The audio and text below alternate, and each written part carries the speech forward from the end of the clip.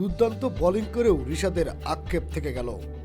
শেষ বলে দরকার ছিল 5 রান, উইকেটে নতুন ব্যাটসম্যান রিশাদ হোসেন। বাংলাদেশের এই লেগ স্পিনার নিতে পেরেছেন 1 রান। তাতে আজ হোবার্ট ব্রিসবেনের হেডের কাছে 3 রানে হেরেছে ঋষাদের দল হোবার্ট হারিকেনস। ব্যাট হাতে মূলত দায়িত্বটা অবশ্য ঋষাদের ছিল না। শেষ ওভারে ব্রিসবেন পেসার জামান খানের বিপক্ষে আজ হোবার্টের করতে হতো 6 রান। উইকেটে ছিলেন নাথান এলিস ও নিখিল চৌধুরী। ওভারের প্রথম 2 বল থেকে 1 রান নিতে পারেন এলিস। এরপর নিখিল টানা 2 বল ডট খেলে তৃতীয় বলে আউট হয়ে গেলে শেষের পুরো চাপটা এসে পড়ে ঋষাদের কাঁধে। অথচ 160 রান তারাই হোবার্টের শেষ 6 ওভারে দরকার ছিল 37 রান। হাতে ছিল 8 উইকেট। উইকেটে ছিলেন 50 পেরিয়ে যাওয়া 2 ব্যাটসম্যান, কিন্তু তৃতীয় ব্যাটসম্যান হাতে অনেক উইকেট আর বল প্রতি মাত্র 1 রানের সহজ সমীকরণই দলে মেলাতে পারেনি। হোবার্ট 20 ওভার ব্যাট করে 157 রান করে আটকেছে।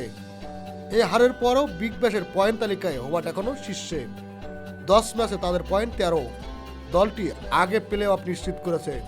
তবে এই হারে শীর্ষ 2-এ থাকা অনিশ্চিত হয়ে গেছে। চেয়ে থাকতে হচ্ছে অন্য ম্যাচের দিকে। আজ হেরে যাওয়া ম্যাচেও বল হাতে ঋষাদ ছিলেন নিজের ছন্দে। 4 ওভারে 27 রান দিয়ে 2 উইকেট নিয়েছেন এই লেগ স্পিনার।